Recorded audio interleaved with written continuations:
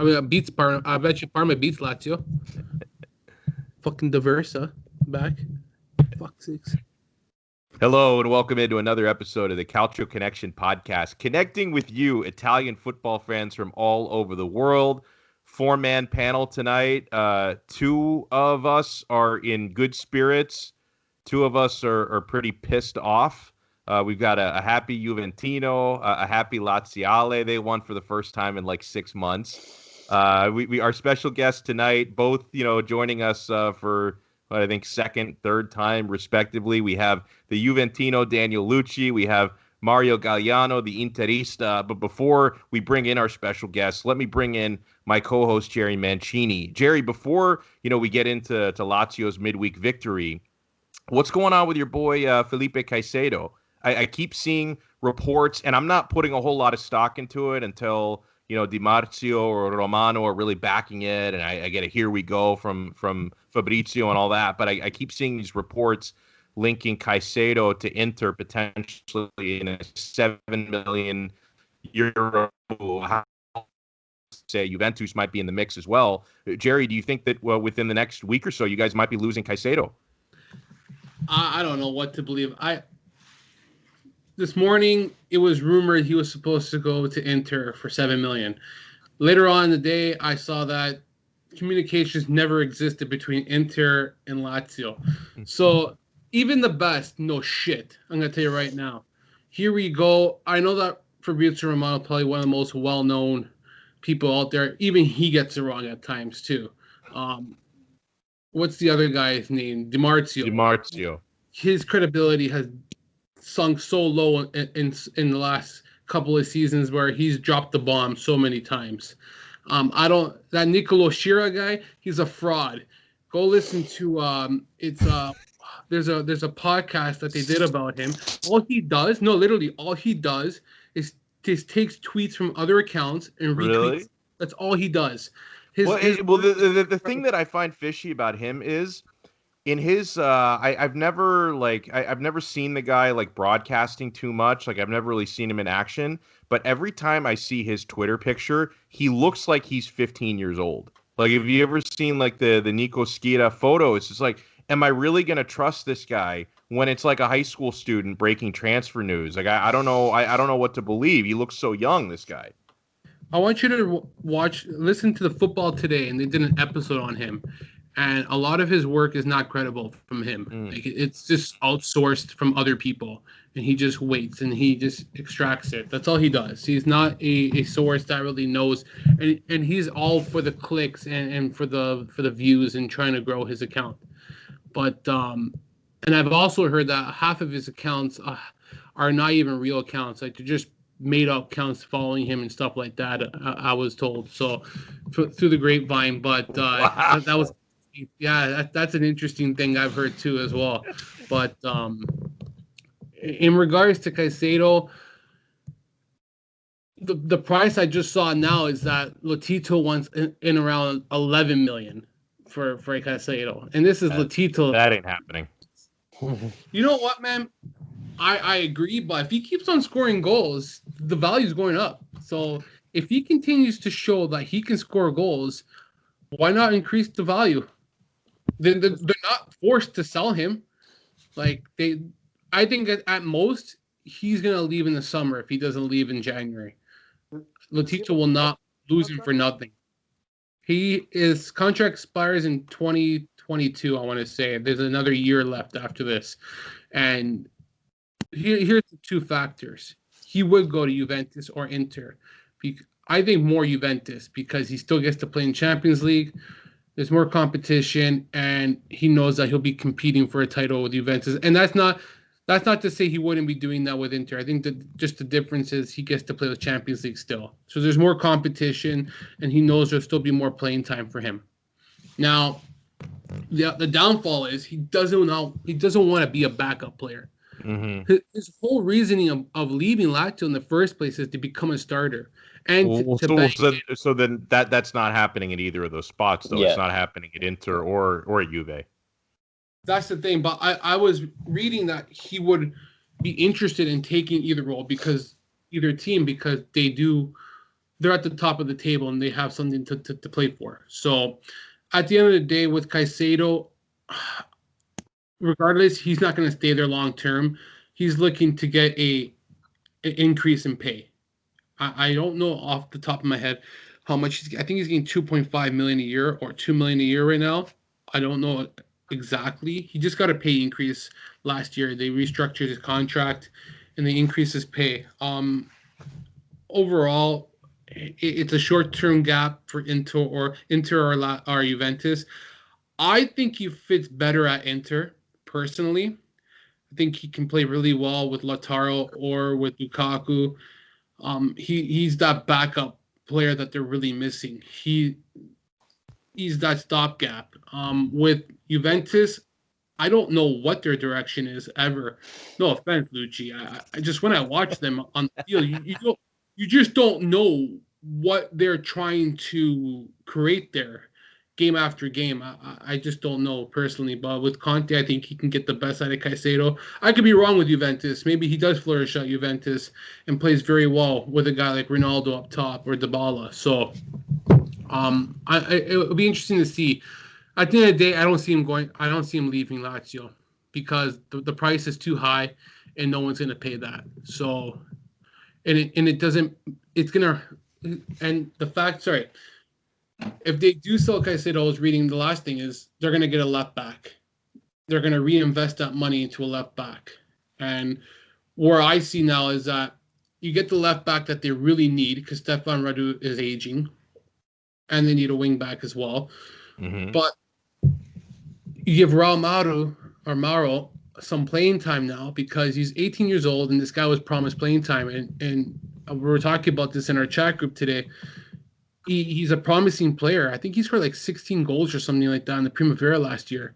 Guy scoring like 16 or 15 goals can't be playing in the Primavera. To me, that shows that he's just too good for that kind of type of competition and needs either playing time with the first team with Lazio or needs to be loaned out. So there's a lot of question marks when it stems from Caicedo.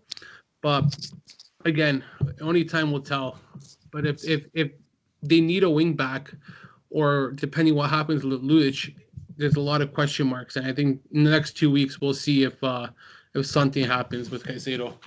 So I'm going to bring in our special guest here. And let me first mention, because this is a good segue for the first man I'm going to introduce. So midweek games, 9 a.m. I was looking forward to watching Inter. You know, they had the chance again to go provisionally atop the table. All they had to do was beat a Sampdoria side that they're heavily favored against. They should beat them on paper. And you never count out the Pazza in Inter, right? So you're thinking, hey, a victory over Samp, you go top of the table, and then Milan, who is top of the table, have a really tough game against Juventus later in the day. So you might have a chance to go top of the table and actually finish the match day top of the table. And I could have not written the more Pazza script for the way the game plays out, right? It's not just Inter losing the game 2-1. Dear God, it's the goal scorers. Of course, Antonio Candreva scores. He takes the penalty kick and knocks it home. You know, and that came, by the way, after Alexis Sanchez missed a penalty kick. I don't know why the hell this guy is even allowed to take a PK. He's now 4 of 12 in his career. 25% of his PKs, this guy made 4 of 12, but Candreva scores a pen. And then, of course, the other goal scorer, another former Inter player, Keita Balde, scores at the 38th minute. You know, Inter get one back from Stefan de Vrij in the second half. And as I introduced Mario Gagliano, who I'm sure was frustrated as I was, and Inter lose the game 2-1. And Mario, I'm making a pledge, okay? I am going to observe a form of silent protest against Pazza Inter because they've got another one of these goddamn 6:30 a.m. games. I think all 4 of us are in the same time zone. You know, they've got Roma this Sunday for like the third time in 4 or 5 match days. Inter is playing a 6:30 in the morning game.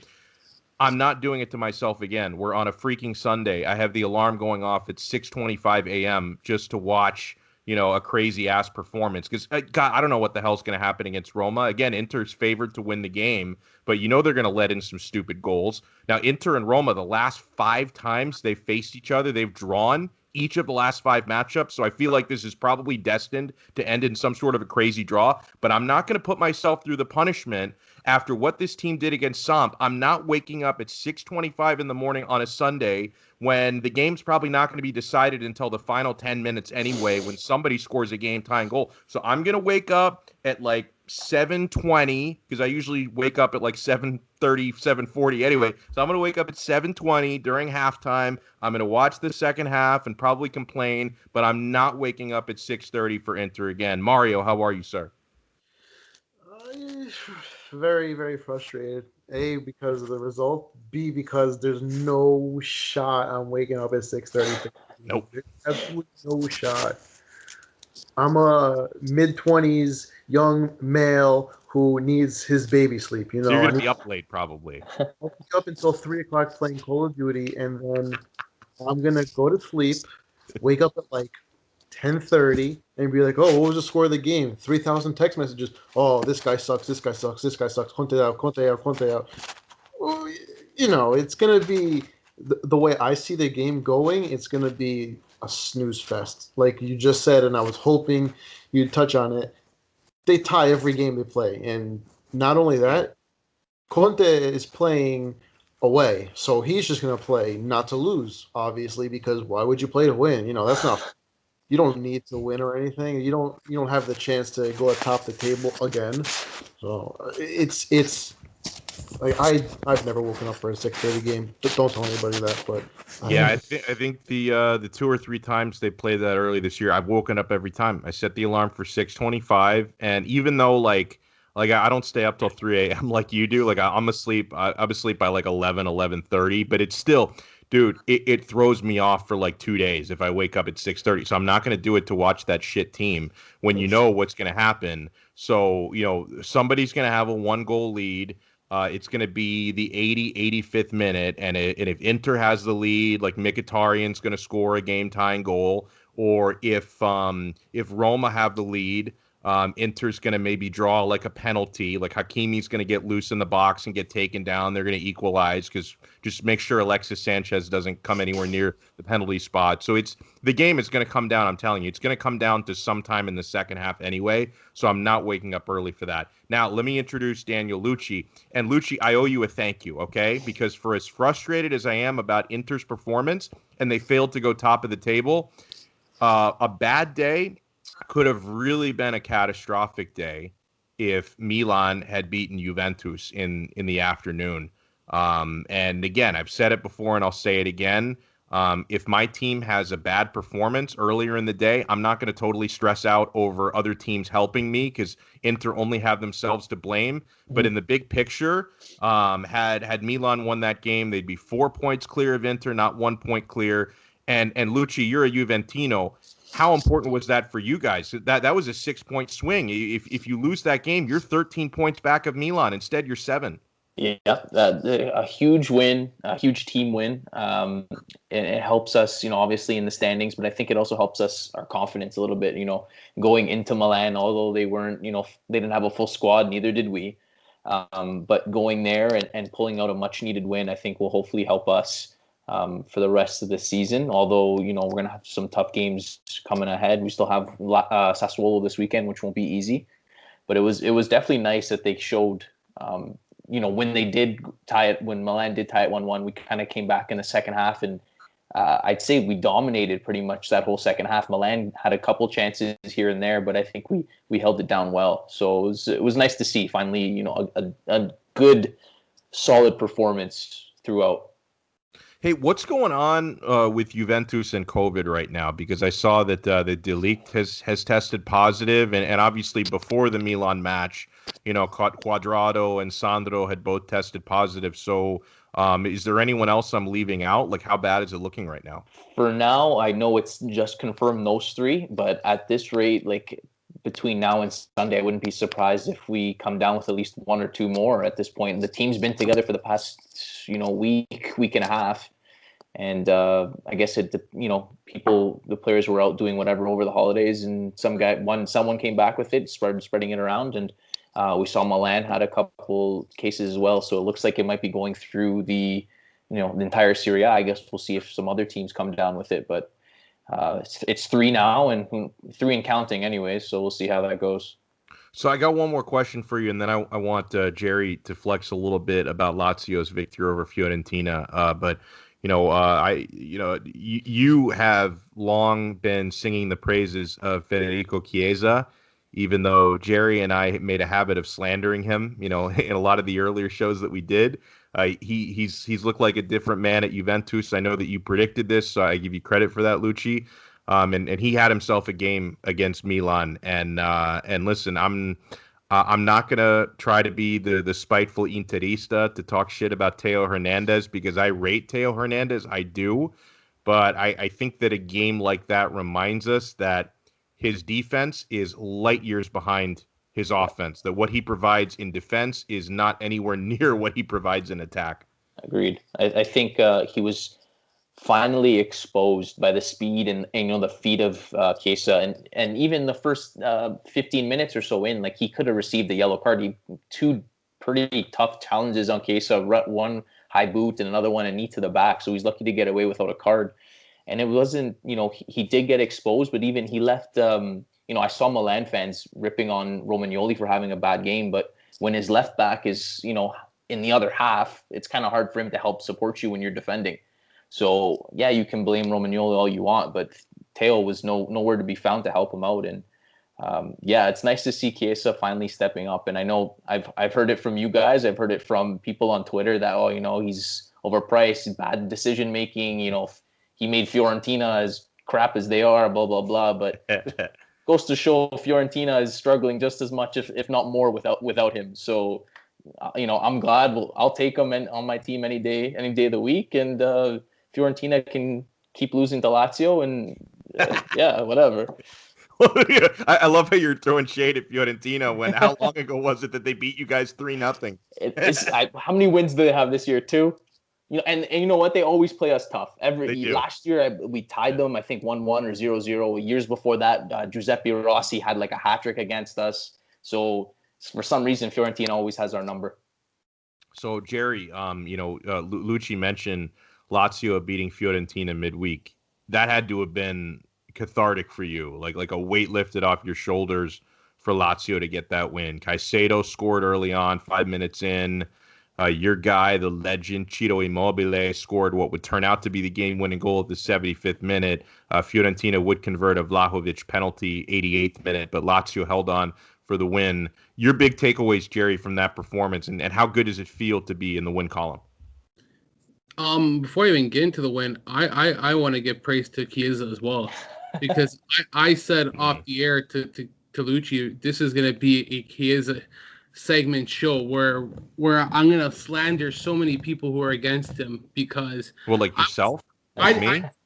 I didn't like him at the beginning, and we had our reasons, and I thought he was really bad at Fiorentina. How many coaching changes does that guy had to go through before, 4, 5, 6 changes? So that didn't help his development. 6 different formations? So I was in the column that he was overrated. I thought that he wasn't that player that everyone hyped up to be. But when you really put with an open mind and you really think about it, and I'm very quick to judge, but as I've gone to watch more of Chiesa and just to develop my understanding of the game, like I always say, like I'm always trying to grow and learn. And one aspect I've learned is Chiesa and what he can actually do as a player, and what a difference you can do when you do have confidence. I think that's the most important thing, is that he lacked confidence at Fiorentina. Fiorentina is a piece of shit club. That's what I'm saying. It is a piece of shit club because they ruin players. You know who the next player is going to be? It doesn't matter. Camiso and his big mouth. He's going to be the next Lotito. That's what he's going to be. With cheap pockets, he's going to be. Okay? Big mouth. That's what he's going to be. That guy's going to be stingy. You think he's going to throw money to invest in that club? I don't think so. Another American owner that's going to ruin another club. Gaetan Castrovilli, yeah. He needs to get out of there. They are going to kill that guy. That guy there, I watched him against Lazio. Unbelievable. But the problem is he's got no one to play with in that midfield. They leave Lirola on the bench, which I don't know why. I think he should be starting, can offer much more than just coming off with 10 minutes left in the game. I think he's pretty decent. But overall, I just don't like Fiorentina personally. I love the fan base. I think that they have some of the most passionate fans. I got nothing against them, but as the club itself, it's so shit because they sold it from one shit owner to the next shit owner. And I So- feel so bad for their fans because they were so happy to get rid of the Delle Valle brothers. Like they thought, oh, this is amazing. These were terrible owners. And look, because Comiso, he's like a used car salesman because he talks a big game, right? Like when Comiso took over, it's like, listen to that. He has so many aspirations. He's so ambitious. And a lot of people praised him, and maybe this is deserved because the first summer when he took over, at that time, Chiesa had agreed to terms to join Juventus, and he just refused to sell him. He's like, I'm not my first active business here when I buy this club. I'm not going to sell the best player, the most valuable player. Like, no, he's too important to Fiorentina. I want to invest in this club. I want to keep him around. Honestly, I think. The biggest area where Comiso has failed, in my opinion, and I, personally, I can't speak too much to the finances of the club. I know everybody's hurting because of COVID-19, but I can't really speak specifically on Fiorentina's finances. But I do know Comiso has done a terrible job selecting managers. I mean, an absolutely horrific job from first it was Montella he brought back, and then Iachini, and then getting rid of him for Prandelli. Like he's really done an awful job. And listen, we know how important managers can be, and if you're going to be selecting loser after loser after loser, you're putting yourself in a terrible. Like, how do you expect a guy like Castrovilli to develop if like you said, he doesn't have enough help around him on the pitch, but he also doesn't have managers that can really nurture him. They don't have a striker. Yeah. You're right. Canceled. They just canceled. They gave back Crucione. Yeah. So now they have who's that other idiot they have? They have some other bum playing striker now. Vlahovic, Kwame, and Kwame. I thought he was going to be so good a couple years ago. Vlahovic shows up against Inter and like Juve. And Juve. Yeah. All of a sudden, you don't hear about him, and then he's the best young striker in the world. All of a sudden, like, who is this guy? Yeah. Buy a freaking striker, get some help, do something with that freaking club because they have so much they can do with it. When you got Bora Valero taking up minutes in that midfield, I don't think you're going to do very well. Exactly. Like, he was good 10 years ago. Yeah, exactly. Oh, that is a way to start my segment on the Lazio game. Borja Valero was atrocious versus Lazio. He's 100 years old. What do you expect? I was like, how about this, Jerry? Jerry, Antonio Conte thought he was too old. Doesn't that tell you something? That says something. I guess he made senior citizenship for Fiorentina. If you're too old for Conte, you're done. You might as well retire. Pretty much, yeah. You know what? The first 3 minutes reminded me of what I watched when Fiorentina had played the recent match this past weekend against I just don't even remember who they played actually. Bologna. The first 10 minutes they were dominant against Bologna. They controlled the play. They blew their freaking load. All of a sudden they disappeared. They did the same thing against Lazio. First 3 minutes they came hard. They attacked them. Didn't equate to anything. Lazio gets their first chance of the game. Beautiful build-up from the back end, which I haven't seen all year long, and equates to a goal. I don't know how Cherby's not a wing-back yet because he is better than both of our wing-backs. It is sad because when he can cross from the left side with his left foot accurately and do a better job of what Manuel Lazzari can deliver on the right and Maricic on the left, and I know that Maricic is not a true left wing back, but when your center back is doing a better job, that kind of concerns me sometimes. So, Ciro Immobile, impressive. Guy was a dealt, wasn't supposed to play. He missed practice on Tuesday, takes to practice Wednesday morning, is listed as a starter, comes in and looks like nothing was wrong with him. Yeah. I don't know exactly his injury. He's got like inflammation or something in his leg or his quad or something like that. I don't want to like quote word for word for it because I don't even know. But it's something that he's been dealing with all season, what the announcer was saying, and he's been doing a good job of managing it. I don't know how this guy plays every single game and look like he has not missed a game. Like he looks he doesn't look like he's played every game in every minute. He never looks tired to me on the field. He just keeps on going and going and going. His his form is very good, I must say, and he put in an impressive shift for Lazio. Very fortunate, I would say, a little bit that he scored that goal. The Fiorentina goalkeeper Jargoski did a poor job of trying to get the ball off the corner kick. It was a good delivery from Luis Alberto, and then he kind of just redirects it right towards Immobile, and he's right in the right spot. I guess a striker's touch, be in the right spot, the right time, rifles it, scores, gets his 11th, only 3 back of Ronaldo. Imagine if he didn't miss all those games this year due to COVID. I know it's the same. You could say the same thing for other players, but it's not even about the record and being the leader. I just think that his stats would be even greater this year had he didn't miss any time. But I guess you could say the same for many players, so it's not fair either, right? Well, Jerry, you and I were talking about this earlier. Like, he's playing a lot and he's carrying, minor injuries, but is there going to be a time where they finally run him into the ground and he has a serious injury and he's done for 5 games? Like, that's going to really hurt them. And Italy too in the summer, if you think about for Euros, if he's injured come early summer, he's not going to play. But by the way, I want to ask you guys, and I know Jerry follows the French league more than I do.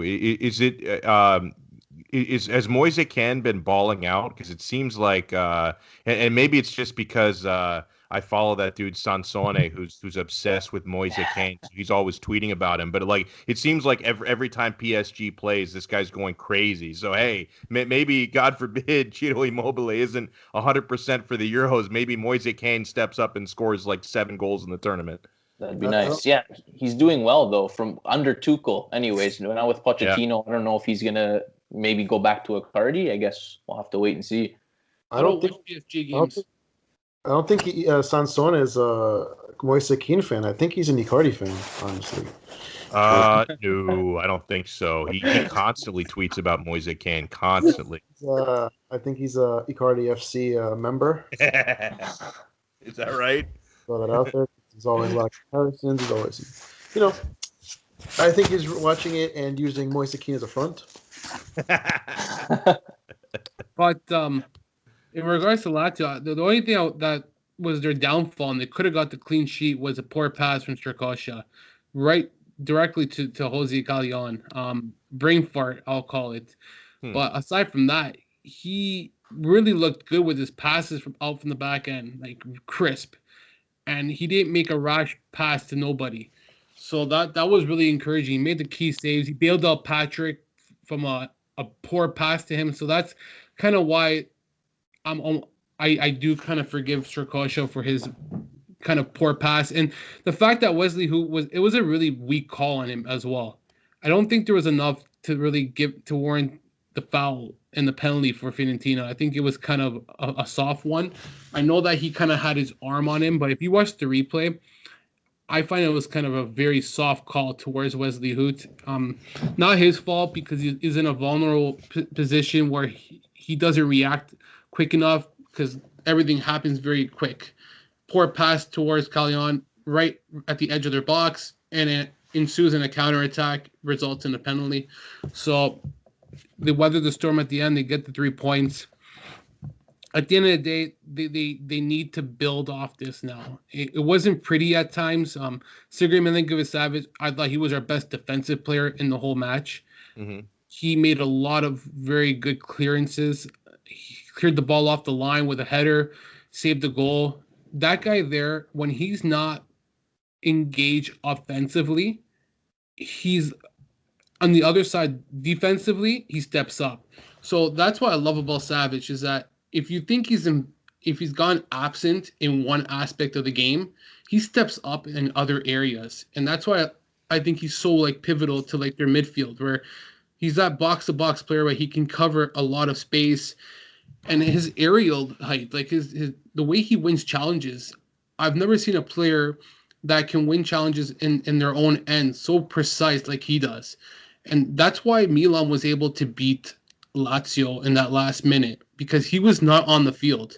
Mm-hmm. Whereas against Fiorentina, he won so many balls by being in the right position, just knowing where he has to be. And that kind of player, when he's not on the field, it leaves him vulnerable in set pieces, I've noticed. Especially from this match, I saw how smart he is and where he really is, that physical presence, his height really comes in.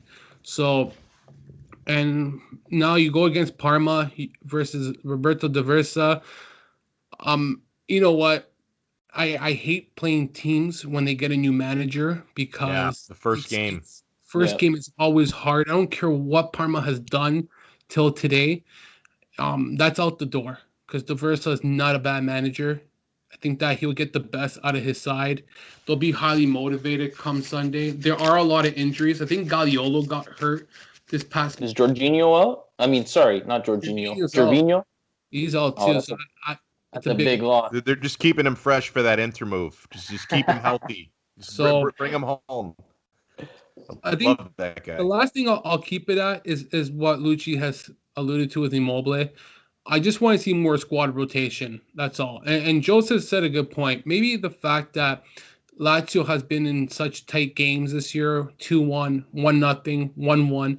It's been hard to give playing time to certain players. That may have changed the course. And because it's such tight, close games, it's hard to just bring on anybody and give them that playing time. But at the same time, you have to break that barrier and start giving. I know that a lot of people don't like the Vedat Mariki, and Andreas Pereira came on loan, and people are saying, well, why do we care about his development for the future? He's just on loan. He's just a rental player. It doesn't matter if he's here for 6 months or 8 months. You got the players that are available to you, like Wesley Hoot, to Akpa Akro, where he's looked good and he's looked bad, to Escalante, who's been one of our best additions. And you just got to keep riding them. If you only play them for 200 minutes, how do they build chemistry, develop? Yeah. Like, look at Atalanta. As much as I hate Atalanta with a passion, they develop young players so good. They give them the chance. They give them the 30 minutes. Look at Messina.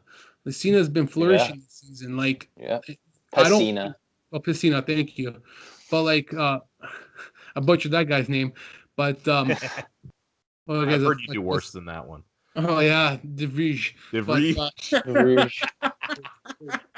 But, yeah, it doesn't hurt as well to give them that extra playing time, like against the Genoas, the Bolognas, the Fiorentinas. That's when they can come in and make a difference. They lose, you lose 3 points, but you're looking at the long term, where a guy like Correa wouldn't be hurt today, a Cherby wouldn't have missed time, and that goes for other teams too, man. Like it's a different season, it's a condensed schedule. Like you just said it perfect, Lucci. I could be going on and on forever, but I'm just happy we got the win. It wasn't always pretty, but that's it. Just to add on to you, Jerry, like, just because you don't start Immobile or Correa or whatever, you preserve them a bit, and if you are losing or you're tied late, you can still bring them on.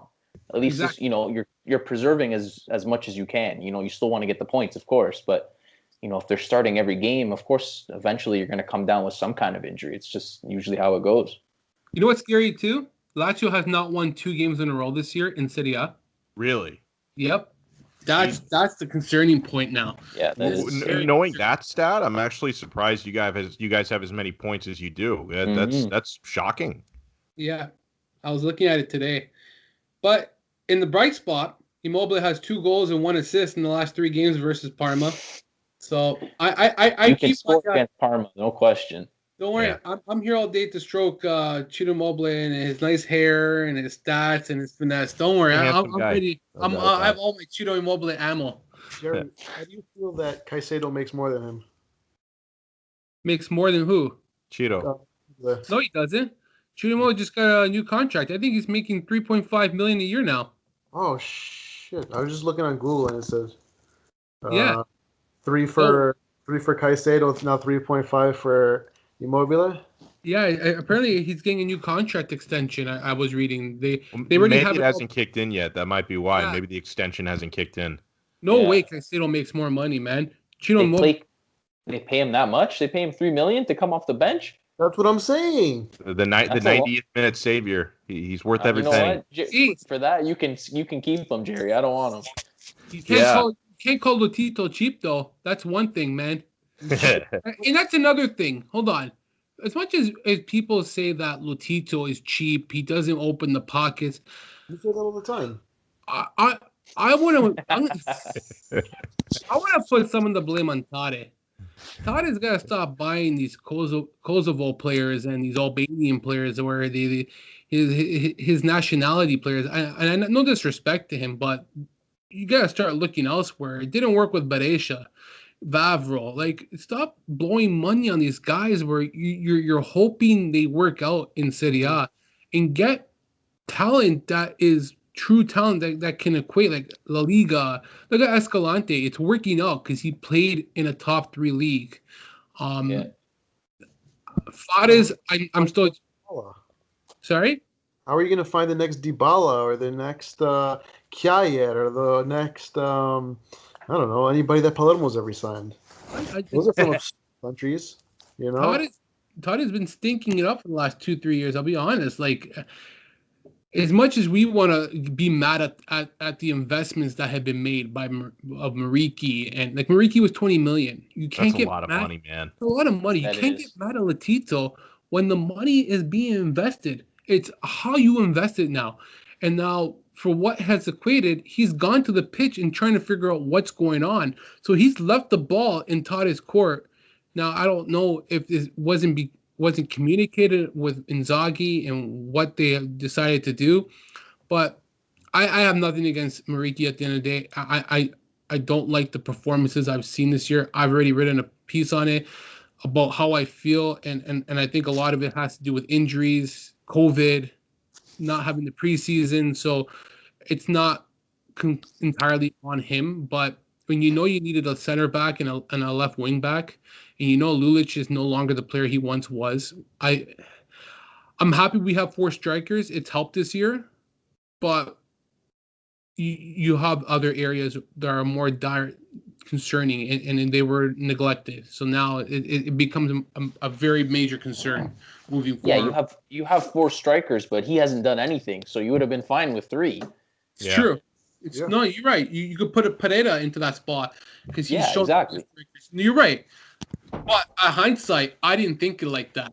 At hindsight, you're thinking Pereira is going to be back up to Alberto, and you're going to have Correa and Immobile now finally trying to rotate with Mariki and Caicedo. That never became the plan because Mariki didn't join the club until he joined late and whatever, but didn't work out. So think of it this way though, especially when you're on a tight budget. If you spent 10 million on a striker who wasn't Mariki, you still had 10 left over to buy another center back or something. True. Then you would have had an extra player and save an injury somewhere else. You don't know, right? It's not just Lazio. That goes for any team, but still. You're right. No, that's true. Well, why would you spend 20 million on a 4th striker?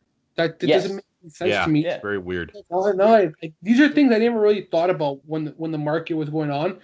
To think about now, and you look back, you're like, well, you knew a left wing back. Well, you got Fares, so you can't really complain about the wing back position. You thought Fares was going to come and do the job. But the center back position could have been Kumbula, 20 million. Mm-hmm. Yeah, there you go.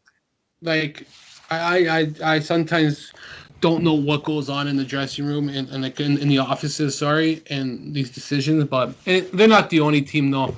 Freaking Inter, some signing retired players, and Juventus doesn't have a strategy and identity. Pelé is the future of Italian soccer. Let's just get that out there. So you better watch your business. Euro 2008, that was 15 years ago.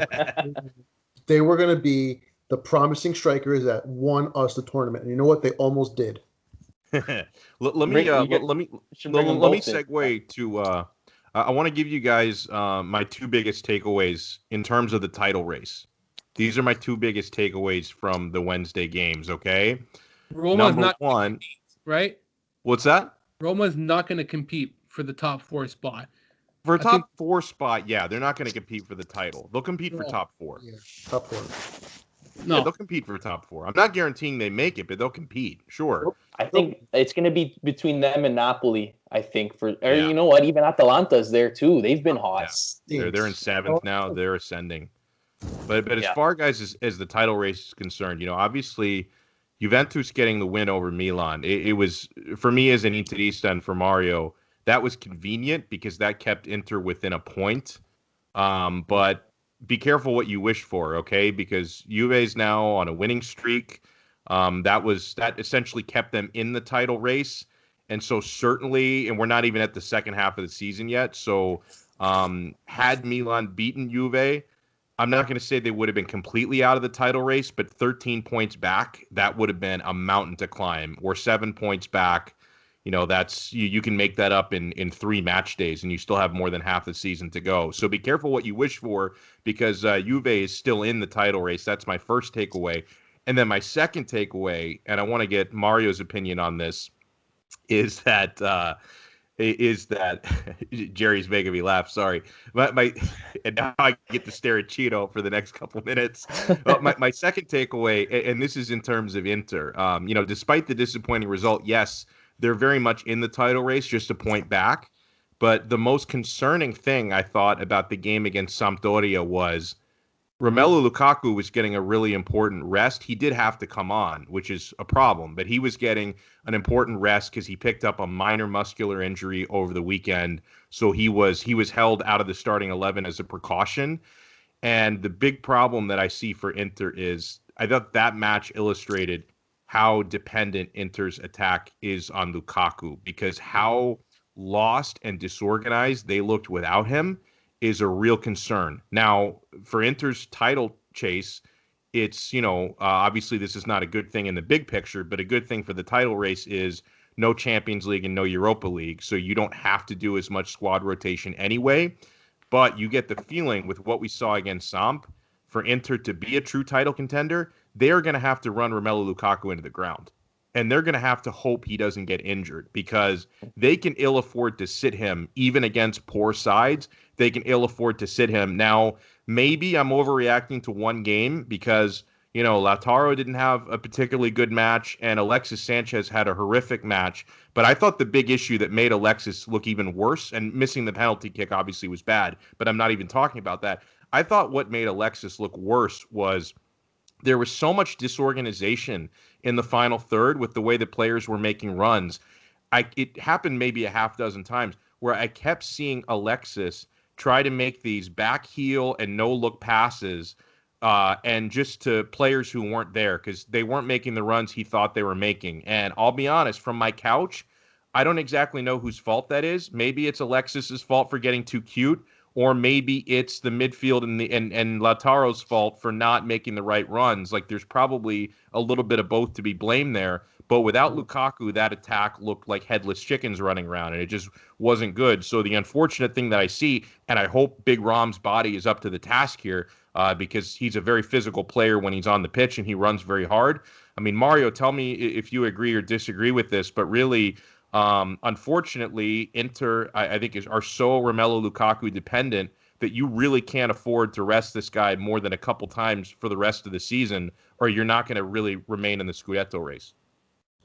I half agree with this. I was talking with Anthony and Interworldwide the other day about this, actually, and it's a really interesting thing because if you look back at the last 5 games that we've played or so, we've had like 20, 21, 27, 14, 17, and then like 9 clear, like not clear, but like good chances created if you look at our attack. So the problem is we need Lukaku to create or to be there to score because the chances are there. The problem is it's the execution.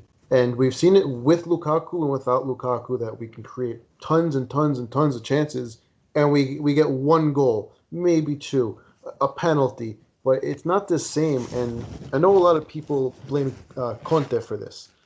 The thing with this is that Conte sets them up to play a specific way, and it's up to the players to execute, right? So, what was I gonna say? So it's not like Lukaku's dependent on Inter's success. Like, yeah, sure, he puts the ball away more often than the others, but the chances are there. It's up to Martinez, who we look at time and time again, who pisses me off every single game we watch him because if he's not missing 25 chances, he's giving the ball to the other team every chance he gets. So, like I don't fully think we're reliant on Lukaku as it is. I feel like he's just a safety net because he's kind of just more consistent. But I don't fear because we have Alexis who can score. We have Toro who can score. He's just stupid sometimes. And the midfielders are all capable of getting into positions. Now you throw in like a Sensi maybe, you change it up. You throw in an Ericsson you for more than 15, 20 minutes at a time. He sucks, man. Get over it. Ericsson's done. Get over it. No. You throw him in because we're going to be stuck with him. Yeah, we might be. Nobody wants to buy him, thankfully.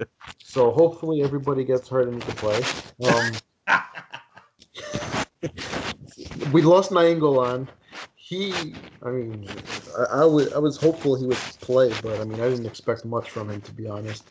But I don't know. Like, the attack just needs.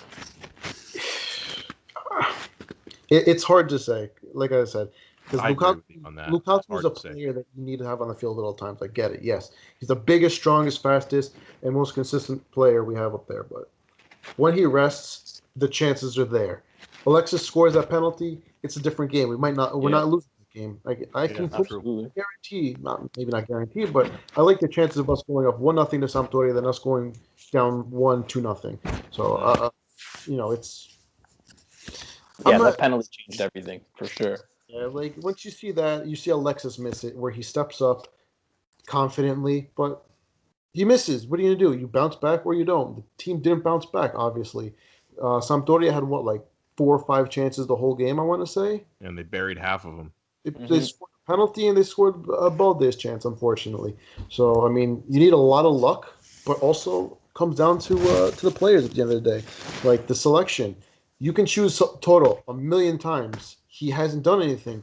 Put in Alexis with Lukaku. Put in that's actually really it. Now that I think about it, we don't have another. Yeah, player. because they're trying to get rid of Pinamonti, and it's funny. You brought up no one wanting to buy Ericsson. Really, anything that Inter wants to do in January, as far as bringing players in, it's all dependent on being able to move Ericsson, even if it's not a full sale, even if it's a loan, because his salary is gigantic. So even a loan, and then they need to unload Pinamonti as well, even if it's on loan. But the problem is with this January market, everybody's poor, especially like the smaller clubs. Like you would want to send Pinamonti, and they're talking with Benevento, and maybe it happens with Benevento, maybe not. They're looking at a few other strikers, and maybe they'll find lower cost options because I'm sure Inter's, because his salary is not low, even for a player of his stature. He's got Mino Raiola as his agent, so I think that tells you all you need to know. And there'd be a loan fee attached to it as well, so he's not going to be easy to move. Ericsson's got a gigantic salary, and he's barely playing and barely performing, so his value is very low right now. And over the last couple of weeks, before the window even opened, you've got reports being written about, Inter interested in Rodrigo De Paul in January, which would be really expensive, or they're interested in Papu Gomez. They would have to come up with somewhere between 7-10 million for that. But you've noticed the last few days, those reports have gone completely quiet. The people aren't really writing about that stuff anymore because the only way anything can happen is they've got to unload Pinamonti and they've got to unload Ericsson, and it's an uphill battle for both because no one wants to pay for anybody right now. But I want to bring Lucci in on this conversation as well, as far as your takeaways as far as the title race goes, because I thought Wednesday was a really important round for the title race, even though Inter failed to take advantage, but then Juventus bail Inter out, but Juventus also get themselves in the Scudetto race. So how are you feeling coming out of midweek? Well, I feel a lot better than, like you said earlier, if they lost, they would have been 13 points back. At that point, yes, you still got about 15, 20 games left, whatever it is. But making up 13 points on 3-4 teams ahead of you is, and going, beating everyone is not going to be easy, especially with a tight schedule. But now Inter's only one point back. They play Milan, I believe, one more time, right? They've already played once. So like that could change instantly. And Milan this weekend, I believe they have Torino, their former coach in Giampaolo, who we all love so much. So if somehow Torino can pull out a draw or something, I don't know how they can do it, but they have been playing a little better recently. So maybe Belotti can he does love scoring against Milan, that I do know. So maybe he can put the team on his back as usual. But yeah, when it comes to Juve, Napoli also losing was a big one to 10-man Spezia. That was incredible. But yeah, so now we're making our way back, which is good. We got to play Inter a few times. We got Milan once more. We got Napoli twice. So we still have some big games ahead of us. And I think hopefully we can bring in 1 or 2 reinforcements in the January transfer window. Obviously, cheaper options that will be more short term than anything. But now that we see with COVID again, we're missing 3-4 guys with COVID injuries, so the squad's even getting thinner. So it'll be interesting to see who can come in and if we can keep putting together some wins. So, yeah. Jerry, what do you think about the title race? Who do you think should be favored? Milan, Inter? Do you put Juventus in the mix? Roma? How about Roma? You guys? No, fuck that team. You know what, man? I just think that Roma's overachieving, and I was writing an article on them today about. I'm already preparing for the derby for next Friday, and you look at who they've lost to. I know that they had the default loss versus Verona, but when it comes to like the upper echelon teams, they've really struggled. Yes. Atalanta dismantled them. Napoli dismantled them. Mm-hmm. And you look at the Juventus game where they failed to capitalize after a good start, and then as the game wore on, they were down a guy. They were up a guy, and Juventus turned the game around and looked better down a player. I still remember that game. Mm-hmm. So their inability to even beat teams in the top 10 when it's been presented to them, they have failed to take a stranglehold on them. Sassuolo, they didn't take advantage of them either. They didn't beat them. They tied 0-0. So when I look at these performances, that's what really sticks out to me and why I don't feel that Roma will be there in the long run. I think that Europa League will catch up to them now that they're going to start to play better competition. They were able to rotate their squad properly because they had already clinched the group, like with 2 games remaining, I want to say. That really helped them. You could put in young players. They can like give other players rest, which they did right. Now, when you're beating Parma 3-0, Genoa 3-1, you're beating the teams you have to. But I think the opposite between them and Lazio is Lazio has shown to they've competed with the top teams and how I still feel they can turn their season around. Whereas Roma hasn't shown me any inspiration of what they can do with the top 10 teams. They have done what they had to beat the lower sides and stealing those points that you're supposed to, but as the season progresses, that gives me a little hope when I'm as a Laziale fan, where I know that we went toe-to-toe with Juventus. We went toe-to-toe with Inter. We stole points against Napoli. Like we were close to beating Milan, and I know Milan were missing players, but we were kind of like injured as well too. So that's where I kind of see the difference now with Juventus. I think Juventus is the team you still have to reckon, and that's the team you have to take down. I don't care if they're 7 points back.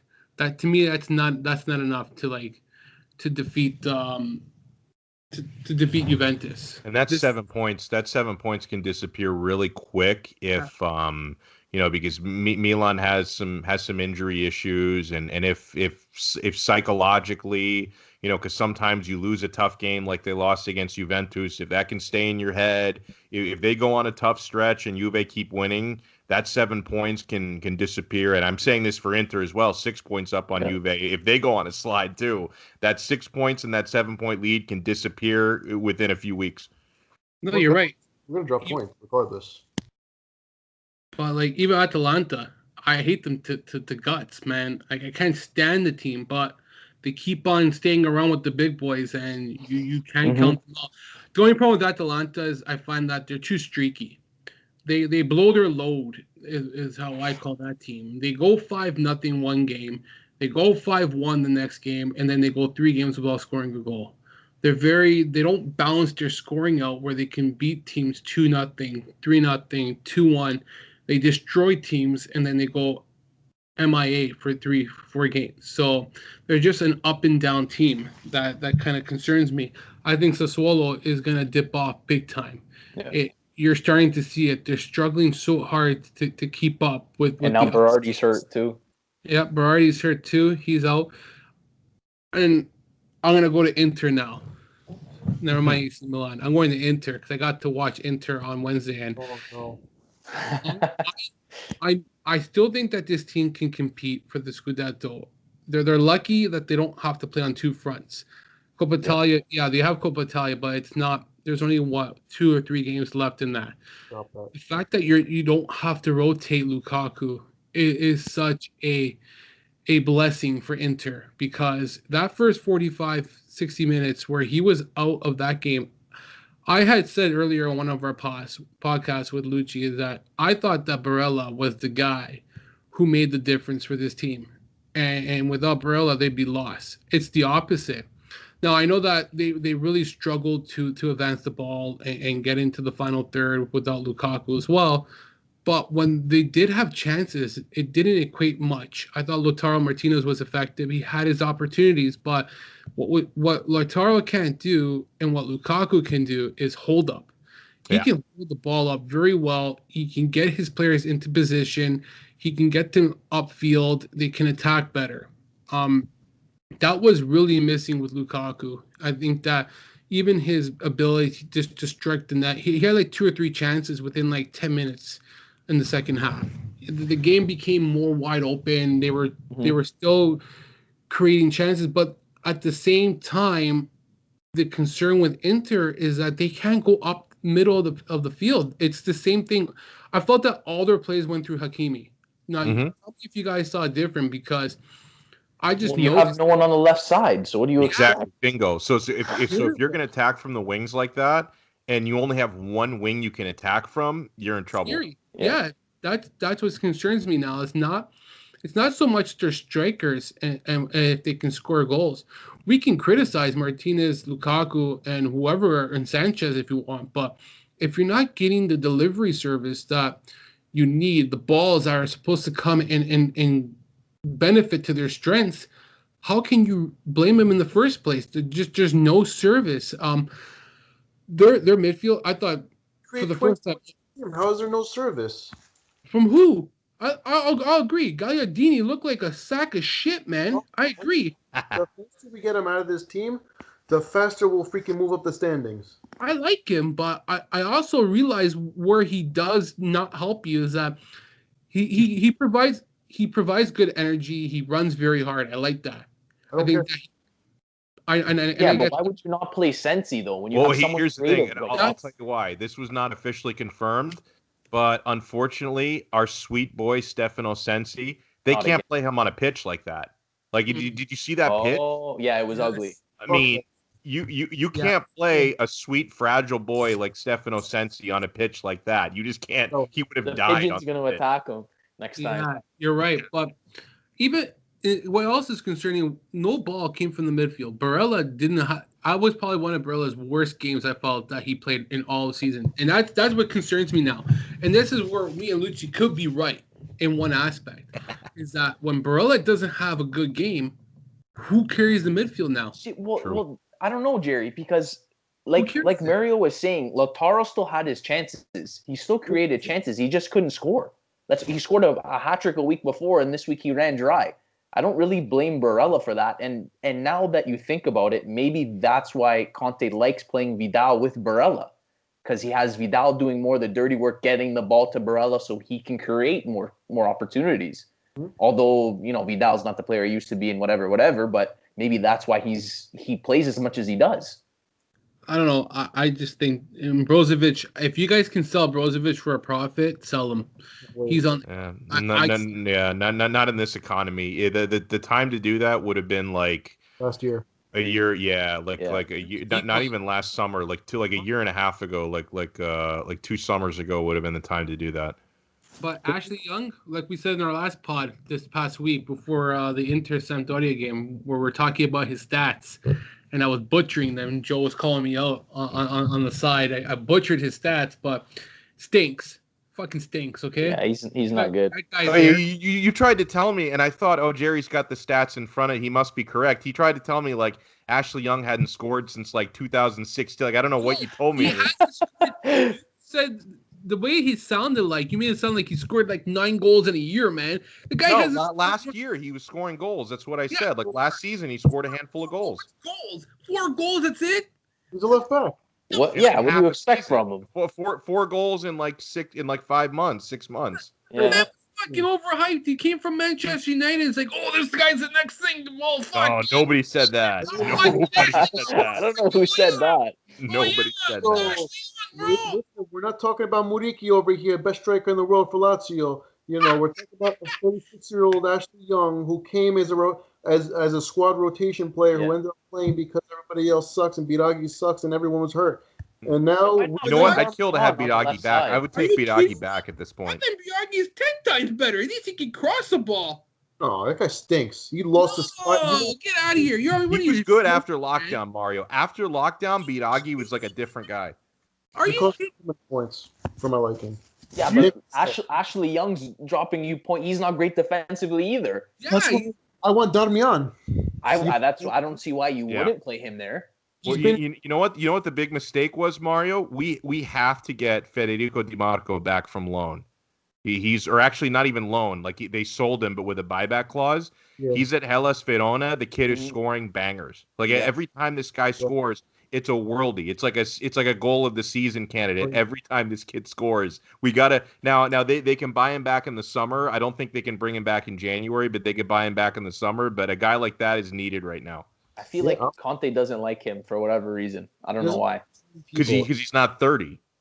True. I'm telling you, like he's like 22, whatever it is. Like Conte wanted to send him away because he's not experienced enough. But I hope Conte is watching the goals that guy is scoring. Because if you want goals from left wing back, a guy that player you own is scoring goals. Yeah, he's great. He's great on the ball.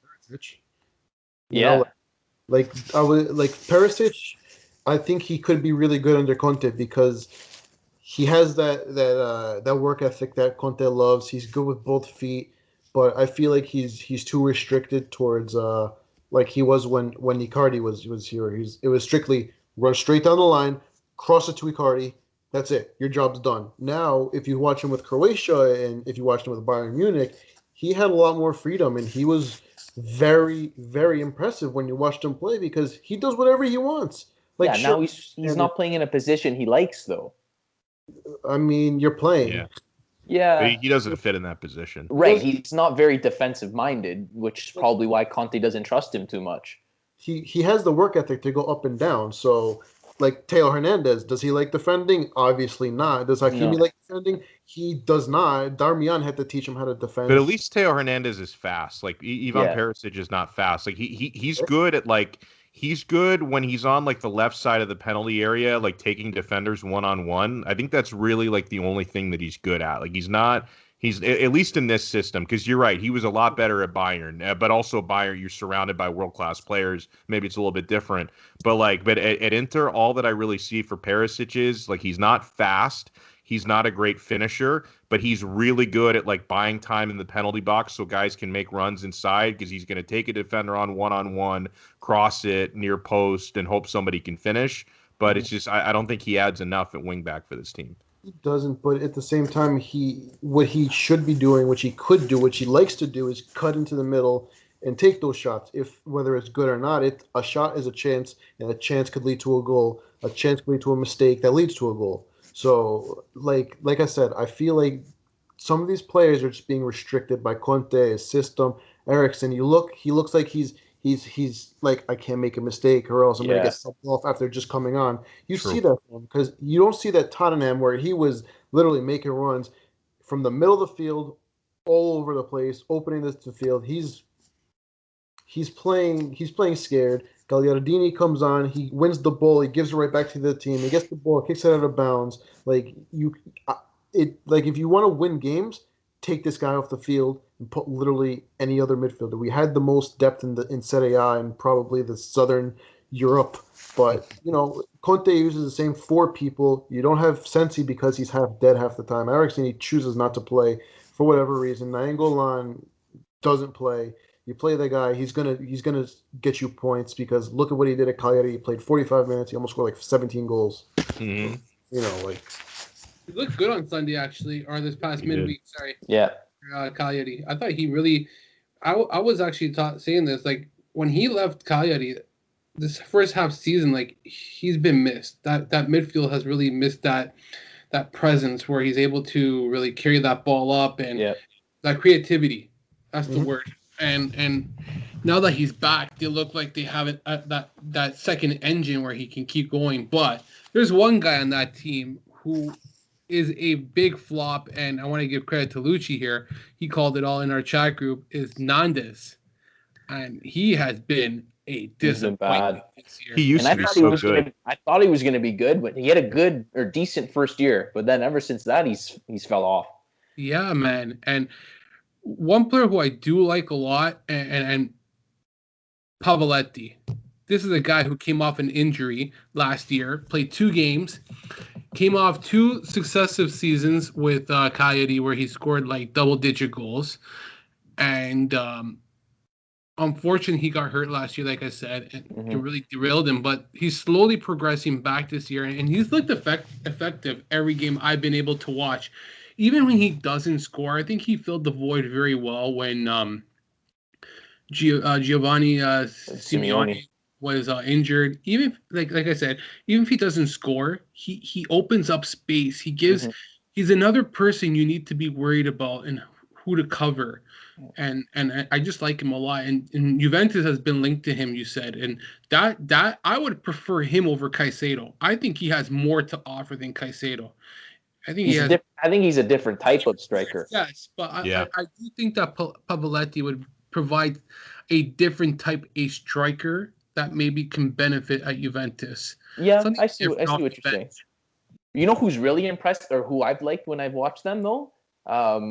Ricardo Sotil, the winger. He's fast and he can play. I don't know why Fiorentina let him go.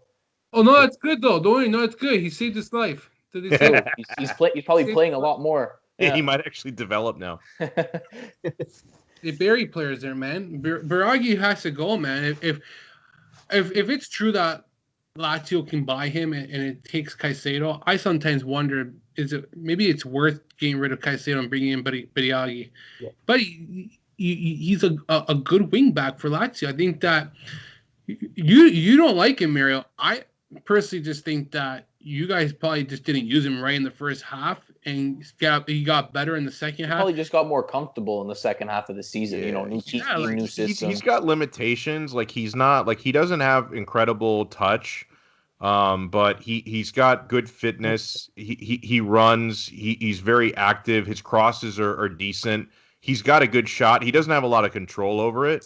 So it's why he doesn't score a lot, but when he does score, it's usually like the type of goal like, all right, I see that. But no, I mean, listen, he's a workhorse. Like you could do worse. I mean, I like. You just said 2 words: track back and crosses. If those 2 aspects can be covered by any wing back and do it properly, and just good enough, because it's hard to find a good wing back today. Mm-hmm. If they can do those 2 aspects of the game on a consistent basis at a good level, that's enough for me, man.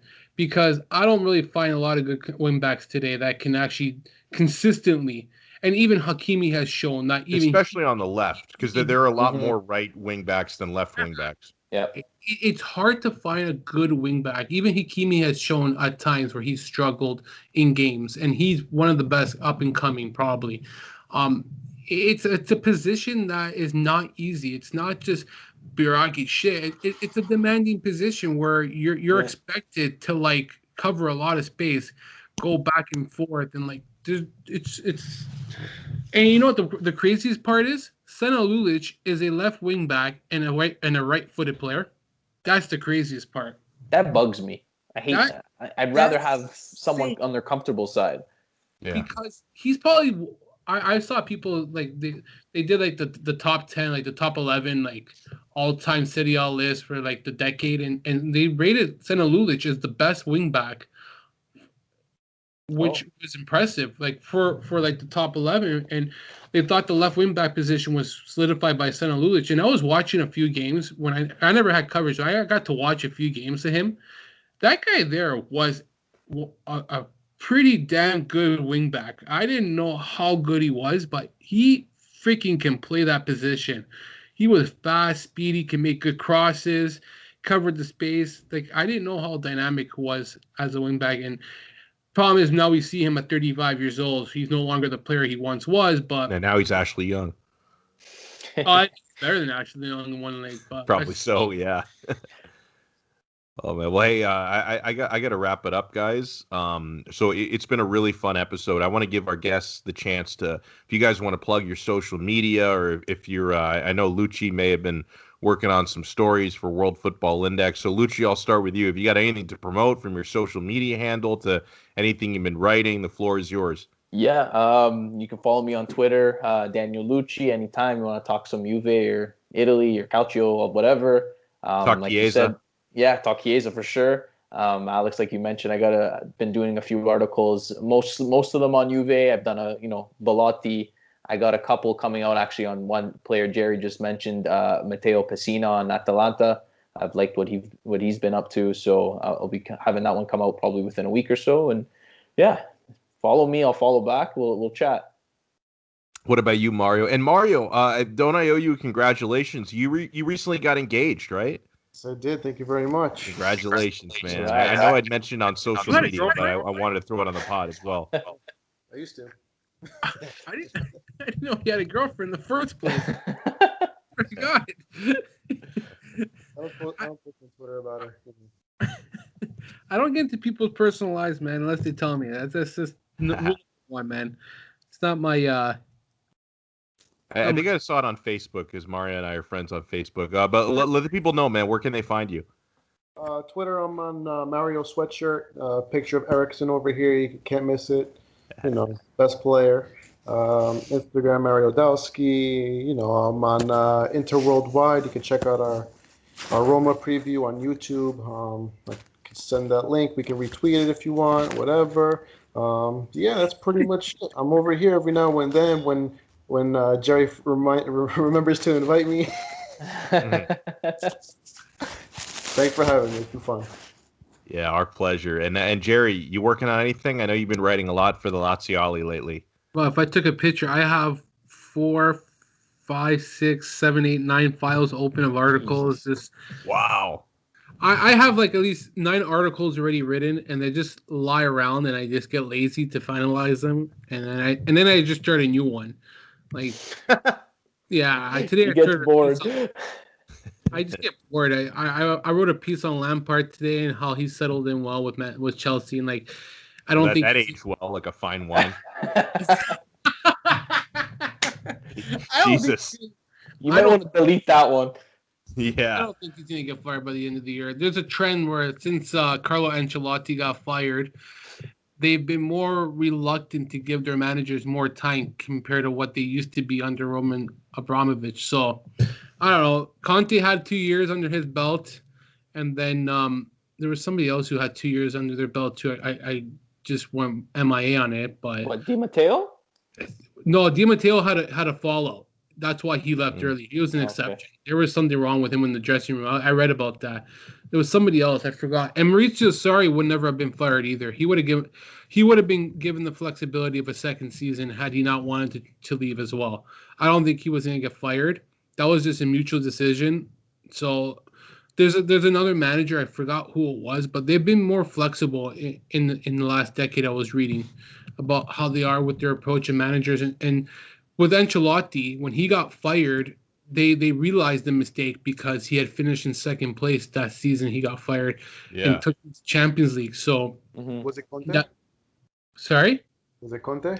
No, Ancelotti. Conte was another one. Did 2 seasons, and then there was the whole turmoil and with him between the management, and he probably would have stayed on even longer if there wasn't all that bullshit. So, but yeah, that's one of the pieces I wrote.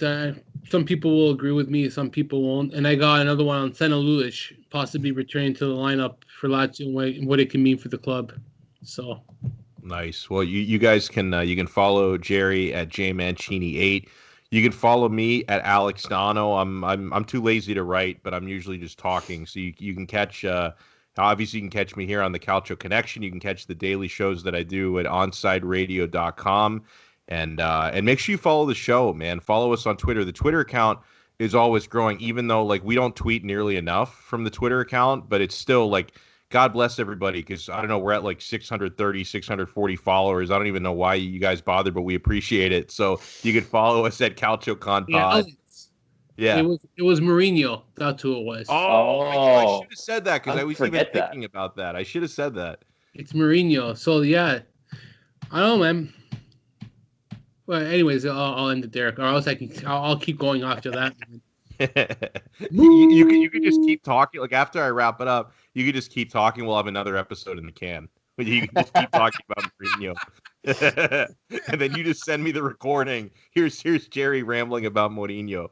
But no, you could make sure if you're watching this on YouTube, make sure you subscribe to the podcast, because the audio only, it's good to take it in the car, listen on the go, everything like that. So Calcio Connection, search for it on all the podcast platforms. And if you're listening and maybe you want to watch on YouTube, is we got Mario wearing a Lazio jersey with the Christian Eriksen background. We got Jerry with Cito Immobile's beautiful face behind him. Lucci has the Juve wallpaper, Weston McKennie, Morata on there. I've got Antonio Conte's ridiculous face behind me. So it's fun to watch on YouTube as well. Just search Calcio Connection on YouTube. We'll talk to everybody next time on another episode of the Calcio Connection podcast. Ciao.